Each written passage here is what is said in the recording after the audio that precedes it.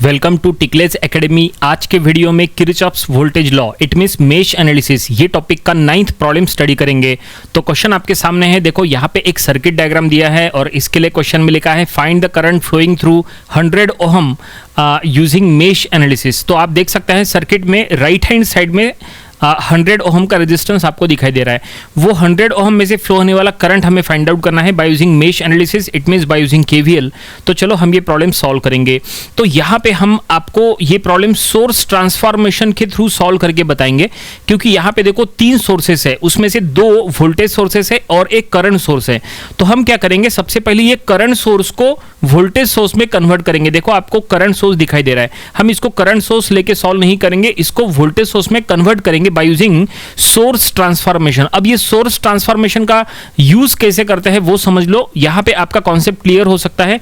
देखो सबसे पहले हम एक काम करेंगे, जो लेफ्ट हैंड साइड में जो वोल्टेज सोर्स और जो उसके सीरीज में जो रेजिस्टेंस है उसको हम करंट सोर्स में कन्वर्ट कर लेते हैं।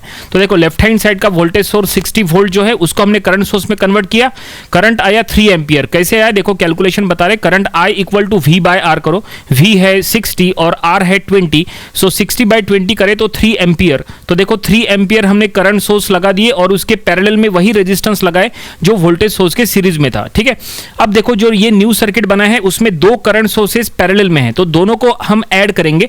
3 एम्पियर और 1 एम्पियर का पैरेलल अगर है तो उनका एडिशन हो जाएगा 4 एम्पियर। तो देखो न्यू सर्किट आपके सामने, बाकी सब कुछ एज इट इज है, सिर्फ जो करंट सोर्सेस है उनको हमने पैरेलली यहाँ पे ऐड किया है, क्योंकि उनको पैरेलली ऐड किया जा सकता है, वो हो गया 4 एम्पियर। अब देखो नेक्स्ट सर्किट हम ड्रॉ करेंगे, उसमें हम क्या करेंगे, ये करंट सोर्स 4 एम्पियर के करंट सोर्स को वोल्टेज सोर्स में कन्वर्ट करेंगे। तो देखो वोल्टेज सोर्स का प्लस ऊपर रहेगा, माइनस नीचे रहेगा, और वोल्टेज सोर्स के सीरीज में वही रेजिस्टेंस जाएगा जो करंट सोर्स के पैरेलल में था। ठीक है, और वोल्टेज सोर्स का वैल्यू अगर फाइंड आउट करना है तो फाइंड आउट करने के लिए formula V equal to IR, यानी 4 इंटू 20 जो उसके पैरेलल में है, तो 4 इंटू 20 करने के बाद 80 वोल्ट आएगा। तो देखो हमने जो नेक्स्ट सर्किट ड्रॉ किए है उसकी तरफ आप ध्यान दो, उसमें हमने वोल्टेज सोर्स शो किया है, 80 वोल्ट का वोल्टेज वहां लिखा है और उसके सीरीज में 20 ओम का रेजिस्टेंस, और आप देख सकते हैं ये सर्किट आपके सामने है। अब आप यहां पे केवीएल अप्लाई करेंगे, लेकिन हम एक काम करेंगे, इसको थोड़ा और सॉल्व करेंगे।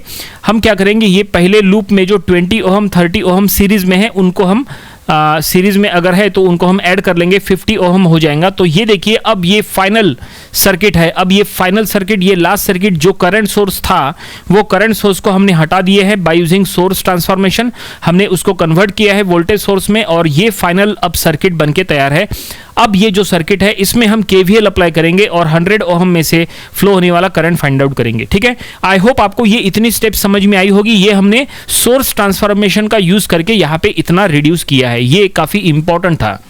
तो चलो अब ये सर्किट हम अलग से ले लेंगे और यहाँ पे हम केवीएल अप्लाई करेंगे। यहाँ पे 2 लूप है, दोनों लूप में हम करंट का डायरेक्शन हम यहाँ ले लेंगे। ठीक है, दोनों लूप में करंट का डायरेक्शन हम यहाँ क्लॉकवाइज लेंगे। ठीक है, लूप 1 में क्लॉकवाइज करंट I1, लूप 2 में भी क्लॉकवाइज करंट I2। ठीक है, इसके पहले हमने जो 8 प्रॉब्लम्स लिए थे वहां पे हमने आपको एक इसमें क्लॉकवाइज एक इसमें एंटी क्लॉकवाइज लेके सॉल्व करा के बताए थे।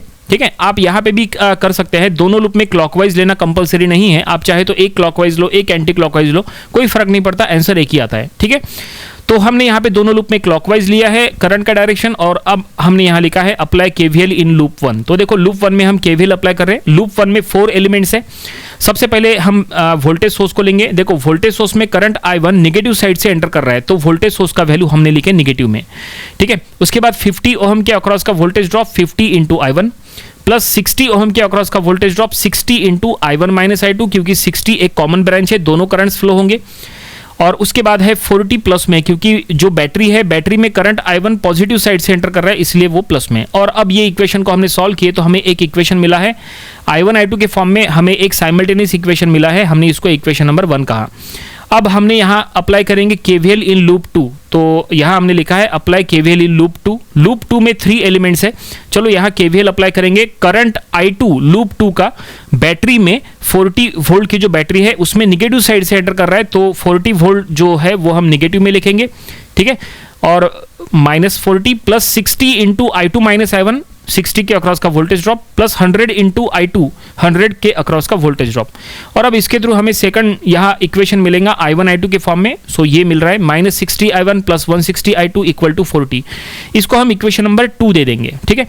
तो इक्वेशन नंबर 1 में 2 अननोन है I1 I2, इक्वेशन नंबर 2 में भी 2 अननोन है I1 I2, और अब ये दोनों इक्वेशंस को हमें सॉल्व करना है। अब ये सॉल्व करने के लिए या तो आप कैलकुलेटर का यूज करो, या तो आप इन दोनों को सब्स्टिट्यूशन मेथड से सॉल्व करो, या तो एलिमिनेशन मेथड से सॉल्व करो, या तो क्रैमर्स रूल से सॉल्व करो। कुछ भी करो, आपको I1 I2 निकालना है। आपके कॉलेज में आपके लेक्चरर आपको जो मेथड फॉलो करने के लिए कह रहे हैं, आपको वो मेथड फॉलो करना चाहिए, ठीक है। अभी हम फिलहाल यहाँ पे I1 I2 को डायरेक्टली कैलकुलेटर से सॉल्व कर लेते हैं। तो हमें I1 मिल चुका है 0.628 एम्पियर और I2 भी मिल चुका है 0.485 एम्पियर।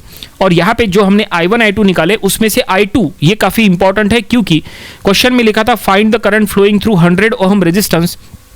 तो 100 ओहम में से फ्लो होने वाला करंट है I2। आप सर्किट में देख सकते हैं, सर्किट में जो सेकंड लूप का करंट I2 है वही 100 में से फ्लो हो रहा है। तो हम यहाँ लिख लेंगे therefore current flowing through 100 ohm resistance is I2 that is 0.485 ampere. और फाइनली प्रॉब्लम यहीं पे कंप्लीट हो गया, ठीक है। क्वेश्चन में जो फाइंड आउट करने के लिए कहा था वो हमने फाइंड आउट कर लिया है। चलो एक बार इसको स्टार्टिंग से रिवाइज करके देखते हैं कि हमने इसको किस तरह से सॉल्व किया है। तो सबसे पहले तो यहाँ पे हमने सोर्स ट्रांसफॉर्मेशन का मेथड का यूज किया है, जो कि काफी इंपॉर्टेंट है। देखो सोर्स ट्रांसफॉर्मेशन का यूज करके कैसे सर्किट को रिड्यूस करना, कैसे करंट सोर्स को वोल्टेज सोर्स में कन्वर्ट करके हमने देखो एक सिंगल जो हमने सर्किट बनाया एट द लास्ट, वो काफी इंपॉर्टेंट था। और फिर वो सर्किट में हमने केवीएल अप्लाई किए और दोनों लूप में हमने केवीएल अप्लाई करके ये करंट I2 फाइंड आउट किए जो 100 ओम में से फ्लो हो रहा है। प्रॉब्लम यहीं पे कंप्लीट। आई होप आपको ये सब कुछ पूरा प्रॉब्लम समझ में आया होगा। ये प्रॉब्लम आपको अपनी प्रैक्टिस बुक में जरूर से सॉल्व करके देख लेना चाहिए। इंपॉर्टेंट प्रॉब्लम था, ऑलरेडी एग्जाम में आ चुका है। तो ये था Kirchhoff's voltage law, it means mesh analysis, ये टॉपिक का प्रॉब्लम नंबर 9। इसके पहले के 8 प्रॉब्लम्स वो भी आप स्टडी कर लीजिए, और इसके आने वाले दिनों में हम इसके और भी नंबर ऑफ प्रॉब्लम स्टडी करेंगे ताकि इसकी और अच्छे से प्रैक्टिस हो जाए। तो मिलते हैं नेक्स्ट वीडियो में। Thanks for watching this video.